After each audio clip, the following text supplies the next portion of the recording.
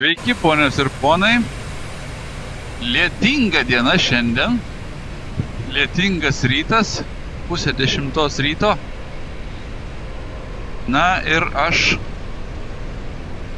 jau esu šiaurinėje Škotijos daly. Pradėjau tą garsųjį žymųjį Škotijos North Coast 500 maršrutą.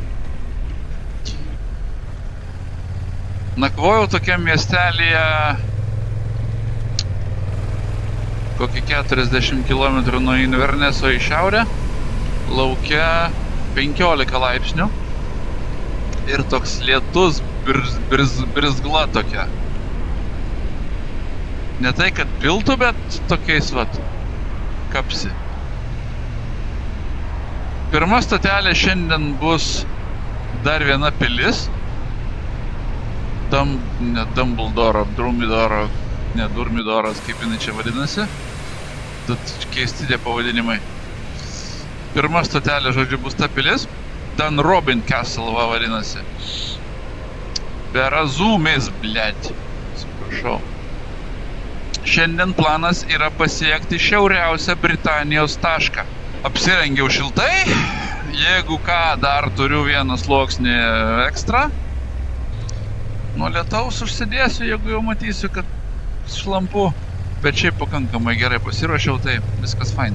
Čia matosi, kad šita vieta yra grinai turistinė vieta, tiek vietiniam, tiek užsieniečiam. Daug čia labai tokių, būtent tais rudais ženklais pažymėtų vietų, kad čia maždaug ten kažkokia bažnytėlė, ten kažkoks tai kitas lankytinas objektas. Ir taip viskas sužymėta, prašom, visi užeikit. Šiaip tai čia kokį 30 yra vietų, žiūrėjau žymė prašymę. Čia norint galima savaitę apvažiavus, reiškia, po 50 mylių per dieną nuvažiuoti ir vis kažką lankyti ir vis kažką veikti. Na, bet aš panašu, kad per 2 dienas savo pasiskyriau šitam projektui. Tai va šiandien nuvarau į šiaurę, į tą šiaurinį tašką ir dar kiek įmanoma pavarysiu į vakarus. Ir tada jau ieškosiu, kur miegoti. Tiesa, su miegojimu čia yra šiek tiek striokelis, nes bookingas keletą vietų rodo laisvų, arba jau ten kainos gali būti ir 200 eurų. 15-12 laipsnių galima ir palapinį išmiegot blogiausiu atveju.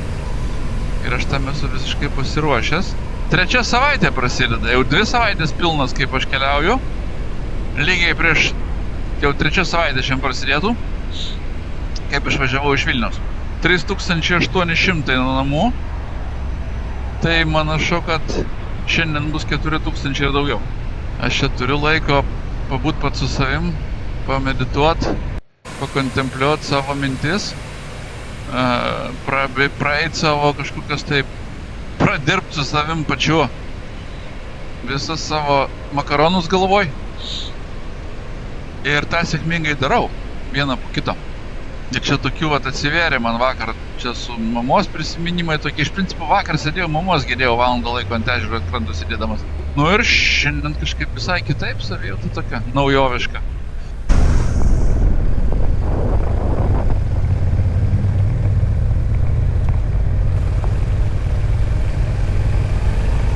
Pirma stotelė The NC 500 kelyje. Labai čia ją reklamuoja, visakė pats gražiausias objektas visam šitam NC 500 kelyje. Pažiūrėsim, kas čia per vyrai su baikais.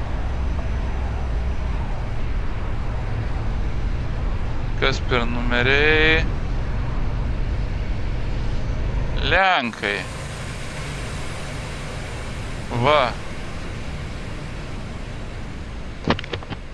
Va, dzień dobry, iš Lenkijos. Visi su BMW. GS Trophy. You drove from Poland? Okay. Okay. I beat you anyway.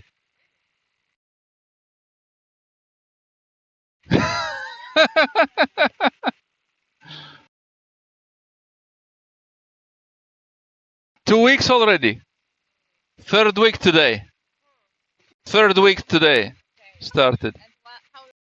Don't know. Maybe 2 more weeks. I will see. I will see. Yeah. Huh? Around Britain, all the island. Yes, now north coast and 500, and then down back south. Good. Okay, I go see the castle and then continue on. Bye. Lenkus sutikau kokius tai. Čia GS Trophies atvažiavę iš Lenkijos, sakau, aš jūs aplenkiau, sakiau. Tiek aš toliau nuvariau, pasakau, aš su baikais. Aš iš Lietuvos. Na va, atvykau į Dunrobin Castle.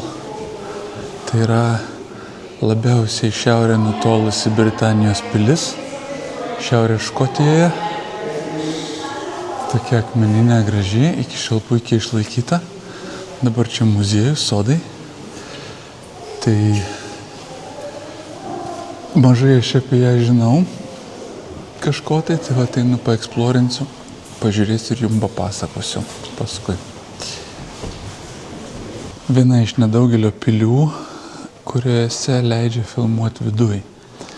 Ir tai tokia biški kuklesnė lyginant su tom, ką mačiau anksčiau, bet, principas panašus, kad tai yra ištaigingai įrengta pilis su puikiu tokiu pietų stalu ir su visais šitais dekorais ir statulėlėm ir kitais dalykais.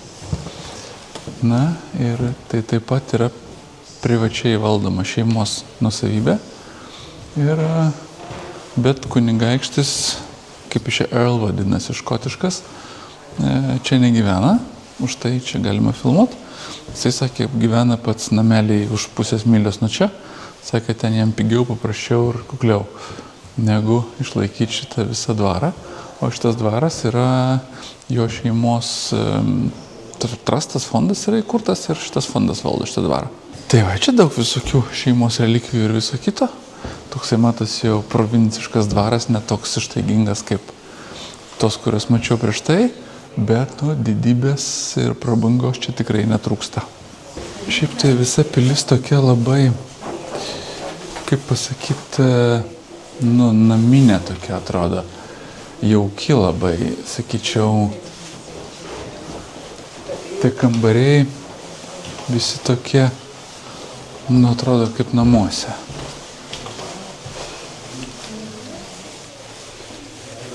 Čia kažkoks tai sodelis ir pati seniausia turbūt pilies dalis čia jaučiu yra.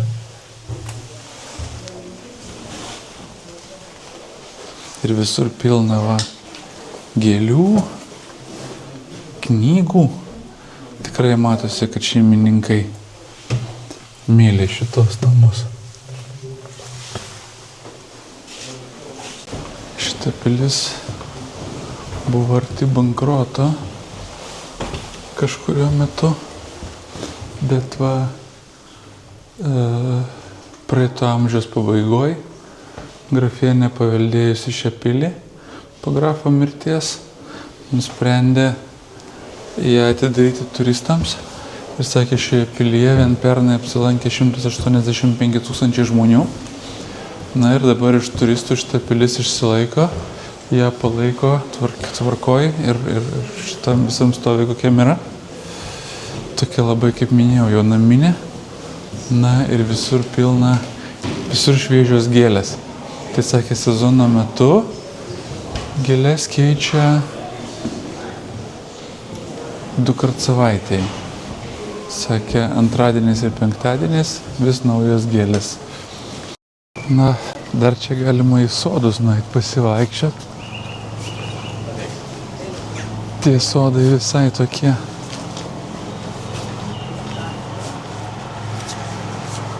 Čia tokie dideli tie sodai, sakė, mūsų mažasis Versalis. Sakė, sodus dizainino tas pats bičas, kuris darė Londono parlamento rūmus. Pamiršau jau vardą, bet matosi, kad čia pasistengta ir iki šiol dirba. Dar gal nusileisiu trumpam pasižiūrėti, kaip atrodo ta pilis iš apačios. Paskui čia daug labai lipti viršų reikia. Šiaip vėjo nėra, droną pasikelčiau, bet lietus lyja. Tas oras, sakė, čia toks turi būt. Kaip jums, klausykit, varnalėšų lapo didumo. Nežinau, čia varnalėšos kas, bet čia po juo plemba palyst galima nakvot. Jaučiu, va, na, kaip už mano palapinė didesnė. Va, ta pilis man už nugaros. Visai gražiai atrodo. Va, opapa. Padam. Man žiauriai pasisekė, kad aš atvažiavau čia anksti ryte, 10 valandą. Tai be manęs čia buvo tik tai pulkas Lenkų su motociklais ir vienas autobusas. O dabar va autobusų jau visa eilė, pilna turistų. Na ir dar sutikau kinų šeimą, su kuriais gyvenam tam pačiam viešbutyje Edinburge. Tai irgi buvo juokinga. O, ir dar baikerių atvažiuoja kolona. Nu iš kurgi šitie? Spėjam, anglai ar užsieniečiai? Va.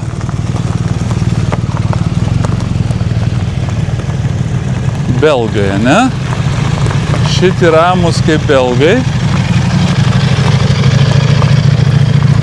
Belgai, belgai, belgai, belgai. O! Nu ką, gražu? Ana.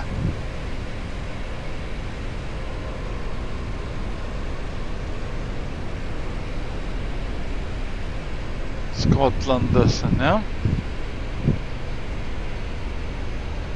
Nu ką, chebryte, per ganyklas keliukas. Ir čia važiuojam va iki Švyturio ir ten bus ta vieta, kur man reikia.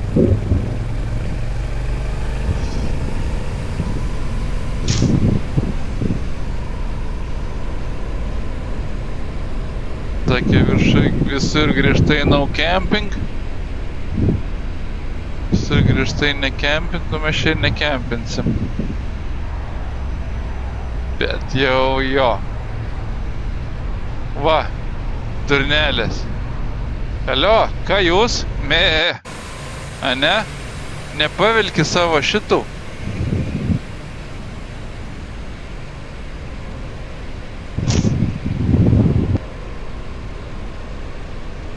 Nu, durnelas.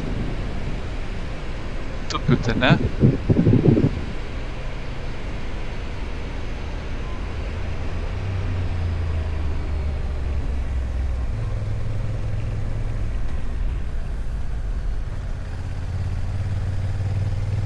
Va, tie bičiai iš vakar, kur mačiau. Turbūt čia tie patys. Jo, čia vakar, kur mačiau tos bičius iš šito. Gerai, parkuojamės mocą, einam žiūrėti. Nu ką, ponai? Nu ką, ponai?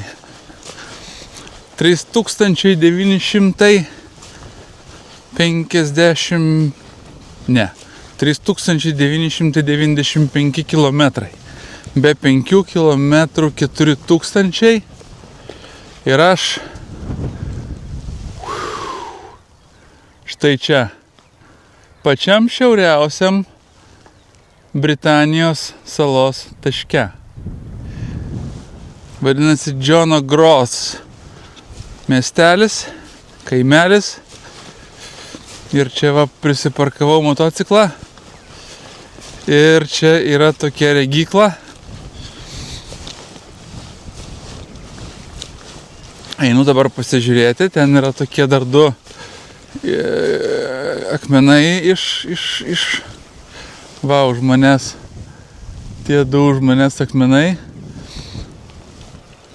iš jūros. Tai ten gal iki jų dar daeisiu pasivaikščiodamas. 2 savaitės per pusę dienos iki čia važiavau. Nuo čia važiuoju į vakarus ir jau po truputėlį skaitosi, kad važiuosiu atgal.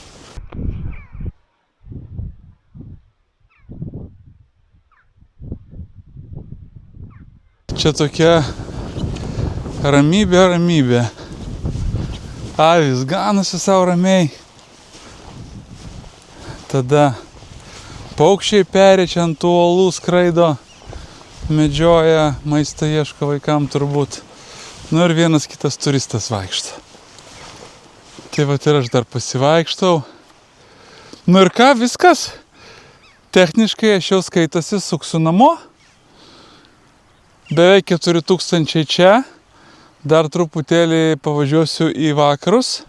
Jau pasieks Atlanto vandenyną. Ir tada jau ten prasidės kalnai ir leisiuos aš palei kalnus, ten fjordus tos Škotijos žemyn iki Glasgow. Pakeliui dar užsuksiu į... Bus tas man viedukas, kur Hario Poterio traukinys važiuoja į šitą, į Hogwartsą. Ir viskas. Ir žemyn jau, link Londono vėl.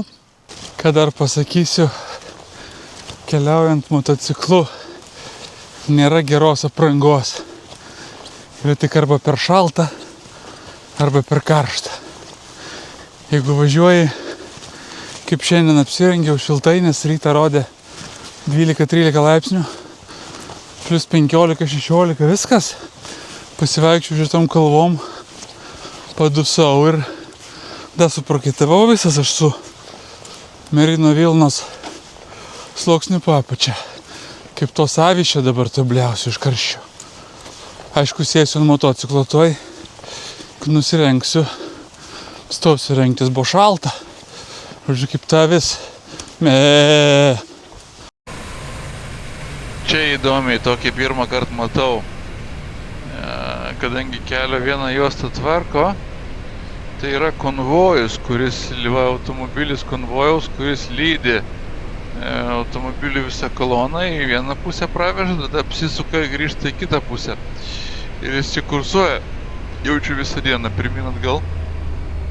Taip, užtikrindamas, kad nieks nelaksto čia to keliuku. Gal ir gerai. Nu ir panašu, kad čia man jau išsigiedrija, bent jau lietus nustoja. Nes va ten, tas visas lietus paliko, o čia taip jaučiasi oras pasikeitė ir čia sausa. Tai gal net lietus tas baigsi šiandien. Bent porą valandų man būt gerai čia sausa.